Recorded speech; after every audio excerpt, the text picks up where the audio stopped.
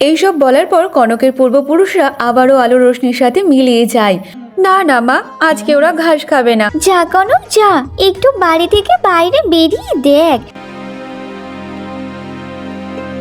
কি রে শোকসারি পাখি, এমনটা করিস না রে, ওটা কোনো খেলার জিনিস না, ওটা দিয়ে দে আমাকে। এমনভাবে কনক সে পাখি দুটোর পিছন পিছন যেতে থাকে। আর সেই যেতে যেতে সেই জঙ্গলে সেই তাঁবুর কাছে পৌঁছে যায় যেখানে রাঘবরা ছিল। আর সেখানে রাঘবের সাথে তার দেখা হয়ে যায়। রাঘব কনককে দেখতে থাকে আর ঠিক তখন শোকসারি পাখি সেই ব্যাগটা নিচেতে ফেলে দেয়। সেনাপতি মশাই, এই গ্রামে সবার খাজনা আদায় হয়ে গেছে, তবে একটা পরিবার ছাড়া সবাই খাজনা দিয়ে দিয়েছে।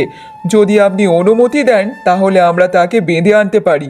এমন কথা শুনে কনক অনেক রেগে যায় আর মাটিতে পড়েছিল সেই থলে, সেই থলেটা সে হাতে করে গুড়িয়ে নিয়ে সে রাঘবের হাতে দেয় আর তখন বলতে থাকে, আমি যে পল্লীটা আপনার হাতে দিয়েছি সেটাই হচ্ছে খাজনা। আর সেটা হচ্ছে একটা পরিবারের খাজনা যাদের কাছ থেকে আদায় করা হয়নি, আর সেটাই হচ্ছে আমার পরিবারের খাজনা। তাহলে আপনি আপনার খাজনা পেয়ে গেছেন আর আমার পরিবারকে এমনভাবে বেঁধে আনার কোনো প্রয়োজন নেই। না না, সেরকমই না। যদি তার কোনো অসুবিধা থাকে হয়তো সেই কারণে এখন খাজনা দিতে আসেনি। কেন অসুবিধা থাকলে বা তাতে কি আছে? তাতে তো আপনাদের কোনো যায় আসে না। আর যদিও বা অসুবিধা থাকে তাতে কি খাজনা মকুব হয়ে যাবে? আগে তো এমন ঘটনা কখনোই হয়নি। সবাই এসে খাজনা ঠিক আদায় করে নিয়ে গেছে, কারোর সুবিধা অসুবিধা কেউ দেখেনি। যা হয়নি তা কখনো হবে এমনটা তো কথা নয়। ঠিক আছে, তাহলে দ্বিগুণ কর সমেত বাড়তি কর যেগুলো আদায় করেছেন সেগুলো সকলকে ফিরিয়ে দিন। আর যাদের কর দেওয়ার ক্ষমতা নেই তাদেরকে সব কর মুকুট করে দিন। দেখি তো কেমন পারেন আপনি। কনকের এমন কথা শুনে ওখানে সবাই অবাক হয়ে যায়। এইসব তুমি কি বলছো? রাজাকে কর দেওয়া সেটা প্রজাদের কর্তব্য। কেন সেনাপতি মশাই, রাজার কি কোনো কর্তব্য নেই? রাজার কর্তব্য প্রজাদেরকে ভালো রাখা, তাদেরকে ঠিক রাখা। কিন্তু রাজা কি করছে? বিজয়নগরের মহারাজ তারা প্রজাদেরকে শোষণ করছে, তাদেরকে যত পারে তাদের ওপর খাজনা আদায় করছে, যারা না দিতে পারছে তাদের ওপর অত্যাচার চালিয়ে যাচ্ছে। তাহলে এটাই কি রাজার ধর্ম? কনকের এমন কথা শুনে রাঘব অনেক অবাক হয়ে যায়। এ কেমন কথা? তুমি ভুলে যাচ্ছ কন্যা, তুমি বিজয়নগরের সেনাপতির সামনে দাঁড়িয়ে কথা বলছো। বলিনি আমি শুধু সেনাপতি মশাইয়ের কর্তব্যটুকু মনে করিয়ে দিচ্ছি, যাতে সেনাপতি মশাই প্রাসাদে গিয়ে মহারাজের মাথায় একটু শুভ বুদ্ধি দিতে পারে। আমি জানি রাজা মশাইয়ের অনেক অনেক ক্ষমতা আছে, অনেক অর্থ আছে, লোকবল, হাতি ঘোড়া সব কিছু আছে, কিন্তু রাজামশাই গরিব মানুষের মুখে থেকে রণ্য কেড়ে নিয়ে তাদের উপর অত্যাচার করছে, শোষণ করছে। আপনি তো সেনাপতি, আপনার কখনো এটা মনে হচ্ছে না যে এটা ভুল হচ্ছে, এটাই অন্যায় হচ্ছে? বলুন। আমি রাজকর্মচারী, তাই রাজার কথা আমার কাছে শেষ কথা। রাজার কর্ম এবং ধর্ম মেনে চলা আমার কর্তব্য। তার মানে আপনি এবং আপনারা সকলেই শুধুমাত্র রাজার হাতের পুতুল মাত্র। রাজা ভুল করছে সেটা জেনেও কেউ কোনো কিছু বলবে না কিংবা করতেও যাবে না, মুখ বন্ধ করে থাকবে। মনে রাখবেন সেনাপতি মশাই, প্রজাদের চোখের দলের পরিণাম খুবই ভয়ঙ্কর হয়। দেওয়ালে পিঠ ঠেকে গেলে যেমন একটা পিঁপড়েও পিছনের দিকে ঘুরে দাঁড়ায়, তেমনি প্রজারা যদি একজোট হয়ে দাঁড়ায় সেদিন কিন্তু আপনারা কেউ রেহাই পাবে না, কেউ না। চুপ করো মেয়ে, তোমাকে অনেকক্ষণ ধরে দেখছি তুমি অনেক কিছু কথা বলে যাচ্ছ, কিন্তু বিজয়নগরের সেনাপতি রাঘব শুধু তোমাকে দাঁড়িয়ে দাঁড়িয়ে কথাগুলো শুনছে, কিছু বলছে না, কারণ তুমি একটা মেয়ে বলে। শোনো শোনো সবাই এই মেয়েকে বন্দি করো, রাজার কাছে এক্ষুনি নিয়ে যেতে হবে এই মেয়েকে। হ্যাঁ, আমাকে বন্দি করুন, বন্দি করে রাজামশাইয়ের সামনে নিয়ে যান। রাজামশাই আমাকে নয় শুলে ছড়াবে, নয় আমাকে কারাদণ্ডে দণ্ডিত করবে। ঠিক আছে, আমি সব কিছু মেনে নেব, কিন্তু রাজামশাইয়ের সামনে গিয়ে আমি সত্যি বলতে কখনো ভয় পাই না, সত্যি বলতে আমি কখনো পিছু পা হই না, কারণ যেটা সত্যি সেটা আমি রাজামশাইয়ের মুখের ওপর বলবো। আরে তোমরা দাঁড়িয়ে দাঁড়িয়ে কি দেখছো? এই মেয়েকে তাড়াতাড়ি বন্দি করো, একে নিয়ে আমরা রাজামশাইয়ের কাছে যাব। এ হচ্ছে দেশদ্রোহী। না, তার কোনো প্রয়োজন নেই, ওকে যেতে দাও এখান থেকে। আশা করি সেনাপতি মশাই আমার কথা আপনি ভালোভাবে বুঝতে পেরেছেন। আপনি মহারাজের কাছে গিয়ে ভালোভাবে বোঝান, যদি এই শোষণ বন্ধ না হয় তাহলে কিন্তু বিদ্রোহ হবেই বিদ্রোহ, সেটা কেউ আটকাতে পারবে না, কেউ না।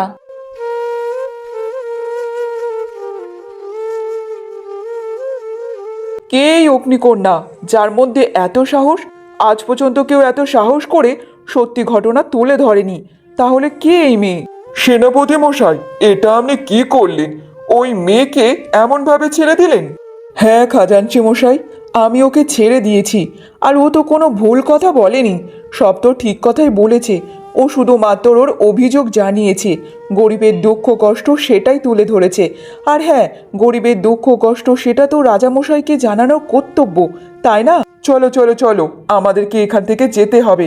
তা না হলে রাজামশাই যে আমাদের ওপর অনেক রেগে যাবে, অসন্তুষ্ট হয়ে যাবে। অন্যদিকে প্রাসাদের দুই রানী নিজেদের মধ্যে কথা বলতে থাকে। দিদি, তুমি এটা বলো তো, আমরা এই প্রাসাদে থেকে বা আমাদের কি হচ্ছে? মনে হচ্ছে যেন আমরা এই প্রাসাদের একটা কোণেই পড়ে আছি। মহারাজ একবারের জন্য আমাদের দিকে ফিরেও তাকায় না। সব সময় বদ্দির কথা শুনে ওঠে আর বসে। সব সময় বদ্দির কথাই হচ্ছে শেষ কথা। কেন? আমরাও তো এই প্রাসাদের রানী, তাহলে আমাদের কেন এতটা মূল্যহীন করে রেখেছে? হ্যাঁ রে, আমি ওই জিনিসটা লক্ষ্য করেছি। যেদিন থেকেই পদ্মাবতীকেই কারাগারে পাঠিয়েছি, সেদিনের পর থেকে যেন মহারাজ কেমন একটা বদলে গেছে। আগে তো মহারাজ এমন ছিল না, কম করে হলেও আমাদের খোঁজ খবর রাখতো, আমাদের দেখাশোনা করতো। কিন্তু এখন আমাদের কোনো খোঁজ খবর রাখে না। মরে গেলাম কিংবা বেঁচে গেলাম সেটাও একবার খোঁজ নেয় না, সব সময় বদ্দির পিছন পিছন ঘুরতে থাকে। আমি তো এটাই ভেবেছিলাম যে ওই পদ্মা কারাগারে যাওয়ার পর থেকে মহারাজ বোধহয় এবার আমার কাছে আসবে, আমাকে ভালোবাসবে। আমি তো মহারাজকে পাগলের মতো ভালোবাসি, তাহলে মহারাজ তো একবারের জন্য আমাকে ফিরেও তাকায় না। জানি না প্রাসাদের মধ্যে কি কি ঘটছে না ঘটছে, কিছুই বুঝতে পারছি না। এখন তো এই প্রাসাদের সব কিছু তো দিদির কথাই চলে। হ্যাঁ রে, একদম ঠিক কথা বলেছিস। আগে ওই পর্দা যখন প্রাসাদে এসেছে, ও ছিল আমাদের গলার কাঁটা। আর এখন যখন ও কারাগারে বন্দী আছে, তাহলে আমাদের তো সুখের দিন হওয়ার কথা। তাহলে কেন আমাদের উপর থেকে এমন যাচ্ছে? মহারাজ একবারের জন্য আমাদের দিকে ফিরেও তাকায় না। তাহলে আমরাও তো সন্তান জন্ম দিতে পারিনি, আর বদ্দিও দিতে পারিনি। তাহলে সম্পূর্ণ ভালোবাসা কেন বদ্দিকে দেবে? দেখো দিদি, বেশি বাড়াবাড়ি হওয়ার আগে না আমাদেরকে কিছু একটা করতেই হবে। এমনভাবে তো চলতে দেওয়া যায় না। আমরা যেন প্রাসাদের এক কোণেই পড়ে আছি, সবসময় খাও দাও আর ঘোরো। তুই একদম চিন্তা করিস না, এবার তো আমাদের কিছু একটা করতেই হবে। দেখতে দেখতে এমনভাবে বেশ কিছুদিন কেটে যায়। তবে একদিন কনক সে জঙ্গলের রাস্তা দিয়ে যাচ্ছিল, আর যেতে যেতে তার পায়ের সামনে একটা বিড়াল পড়ে। তবে বিড়ালটার গায়ের ওপর পা তুলে দেওয়ায় বিড়ালটা চিৎকার করতে থাকে।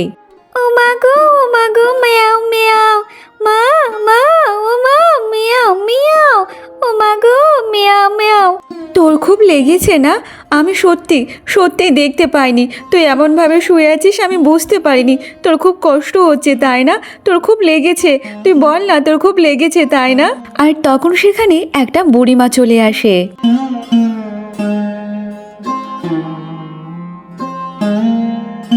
হাই হাই হাই মেয়ে, তুই এ কি সর্বনাশ করলি রে মেয়ে, তুই কি সর্বনাশ করলি? দেখে দেখে আমার নাতিটা তুই ঠ্যাংটা ভেঙে দিলি। কি সর্বনাশ হয়ে গেল রে!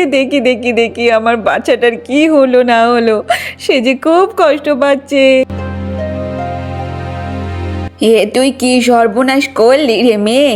দেখে আমার নাতিটার পাটা ভেঙে দিলি রে মেয়ে, তুই ভেঙে দিলি কেন রে? কেন তোর চোখে কি নাপা ধরেছে নাকি? দেখে শুনে হাঁটতে পারিস না? দেখে আমার নাতির গার উপর পা তুলতে গেলি। ও বুড়িমা, এই বিড়ালটা তোমার নাতি বুঝি? আমার নিজের বলতেই আমার নাতি। এই 3 কোলে আমার আর কেউ নেই গো মা, কেউ নেই। আর তুই কি না আমার নাতির গার ওপর দেখে পাটা তুললি? এই নাতি হচ্ছে আমার সব ইতি নীলমণি, আমার রণ্যের ষষ্ঠী, আর আমার দিন রাতের সাথে আমার স্বর্গে দেবে বাতি। হায় হায় হায়, আমার নাতির একটা ঠ্যাং যে তুই খোঁড়া করে দিলি রে, খোঁড়া করে দিলি। আমি সত্যি বলছি বুড়িমা, আমি না বুঝে গায়ের ওপর পা তুলে দিয়েছি। আমি যে দেখতে পাইনি বুড়িমা, দেখতে পাইনি। আহারে, বেচারাটা যে অনেক কষ্ট পাচ্ছে, ওর যে অনেক কষ্ট হচ্ছে। সত্যি বলছি বুড়িমা, আমি জেনে শুনে ওর গায়ে পা দেইনি। হ্যাঁ, ওর যে ঠ্যাংটা পুরোটা খোঁড়া হয়ে গেছে।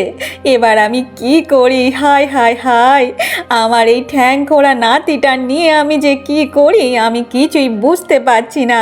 হায় হায় রে, হায় হায়। ও ও বুড়িমা, বুড়িমা গো, তুমি একদম কষ্ট পেও না। আমি এক্ষুনি গাঁদা পাতার রস আর হাত ঝোড়া পাতার রস নিয়ে ওর এক্ষুনি পায়ে লাগিয়ে দিচ্ছি। দেখো না কিছুদিনের মধ্যে ও সব ঠিক হয়ে যাবে। তুমি একদম কষ্ট পেও না গো বুড়িমা। না না মেয়ে, ওর পায়ে এমনভাবে জুড়বে না। ওই সব লাগালে ওর পা আরও নষ্ট হয়ে যাবে। এমনভাবে কি ওর খোঁড়া পা কি ঠিক হয়ে যাবে বল তো দেখি? তাহলে বুড়িমা, আমি একটা কাজ করি। আমাদের গ্রামে যে একটা কবিরাজ মশাই আছে, সে যে অনেক বড় ধনন্তরী, তার থেকে বরং তোমার নাতিকে আমি ওর কাছে নিয়ে যাব। দেখবে ওই হচ্ছে তোমার নাতিকে সুস্থ করে দেবে। আরে মেয়ে, আমি তোকে কি করে আর বোঝাই বল তো? এই বিড়াল যা তা বিড়াল নয় রে। এই বিড়াল যে আমি অনেক সাধনা অনেক মানত করেছে, এই বিড়ালকে পেয়েছি আমার একমাত্র নাতি। আর তুই কিনা ওর ঠ্যাংটাই ভেঙে দিলি। এবার এই ঠ্যাংটা আমি কি করে জোড়া লাগাবো? তবে হ্যাঁ, এই ঠ্যাংটা যদি জোড়া লাগাতে হয় তার একটা উপায় আছে। আচ্ছা ঠিক আছে বুড়িমা, তাহলে তুমি বলো না গো, কি এমন উপায় আছে? তাহলে সেই উপায়টা আমি করব। বলো না গো বুড়িমা, বলো না। ও উপায় তোকে বলে কোনো লাভ হবে না। ওই ওষুধ আনতে যে তুই পারবি না, তোকে বলে আর কি হবে? না, তোকে আমি বলতে চাই না। ও বুড়িমা, তুমি একটু আমার উপর ভরসা করো। তুমি একবার বলো না ওই ওষুধ কোথায় থেকে পাওয়া যায়। তুমি একবার বিশ্বাস করো, আমি ওই ওষুধ ঠিক জোগাড় করে নিয়ে আসবো। তুমি একবার বলো না গো। দেখ মেয়ে, তুই যে অনেক বাচ্চা মেয়ে, তাহলে তুই যে এই ওষুধ কোথায় থেকে আনবি বলো তো? এই কম মজে তোর নয় রে মা, তোর নয়। এবার যে আমার এই নাতিটার পা খোঁড়া নিয়ে সারা জীবন যে বাঁচতে হবে। কি করবে আমার নাতিটা? সে যে আর হাঁটা চলা করতে পারবে না। হায় হায় রে হায়। আমি তোমাকে শপথ করে বলছি বুড়িমা, যেখান থেকেই হোক, যা খুশিভাবে হোক না কেন, ওই ওষুধ আমি নিয়ে এসে তোমার নাতির পায়ে লাগিয়ে দেব। আমার জন্য তো তোমার নাতির আছে এই অবস্থা। ওর যে ঠ্যাং ভেঙে গেছে, এইবার আমি ওকে সারিয়ে দেবো ওর পা। আমি তোমাকে শপথ করছি। বেশ, তাহলে মন দিয়ে শোন। পূর্ণিমার রাতে স্বর্ণজ্যোতিকার ফুলে মধু দিয়ে চাক বানানো হয় সোনালি দানাওয়ালা মৌমাছিরা। তবে সেই মৌচাক ভেঙে তোকে মধু আনতে হবে। আর যদি একবার আনতে পারিস ওই মধু একমাত্র আমার নাতের ঠ্যাংটা ঠিক করতে পারে। যা তুই তাড়াতাড়ি ওই মধু জোগাড় করে নিয়ে আয়। যেখান থেকে হোক পারিস, যা খুশিভাবে হোক, তুই যা তাড়াতাড়ি যা, আমার ওই মধু চাই। তখন কনক মনে মনে বলতে থাকে, কিন্তু এই সোনালি মৌমাছির মধু আমি কোথায় থেকে পাবো? আমি তো সব সময় এত বন জঙ্গলে ঘুরে বেড়াচ্ছি, কিন্তু এমন ধরনের মধু তো কখনো কোথাও দেখিনি। তাহলে এবার আমি কি করব? আর সেটা বা কোথায় থেকে পাবো? কিছুই তো বুঝতে পারছি না। এই মেয়ে, তুই এত কি ভাবছিস বল তো দেখি? তুই কি আমার নাতির জন্য ওই মধু নিয়ে আসবি কি নিয়ে আসবি না বল তো দেখি? আমি তো আগেই বুঝতে পেরেছি তোর দ্বারা এসব কম্য নয়। ঠিক আছে, তোকে যেতে হবে না। না বুড়িমা, আমি নিয়ে আসবো ওই মধু, কিন্তু আমি তো এটা বুঝতে পারছি না সেই মধু কোথায় থেকে পাবো, কোথায় গেলে সেই মধুর খোঁজ পাবো।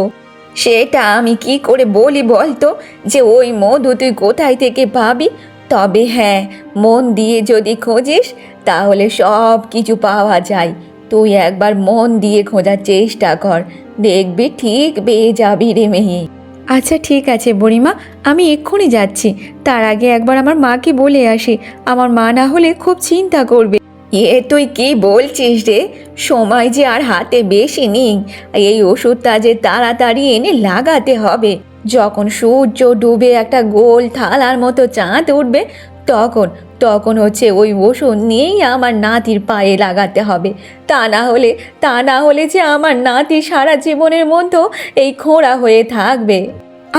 আচ্ছা বুড়িমা, ঠিক আছে, তুমি এত ভয় পেও না।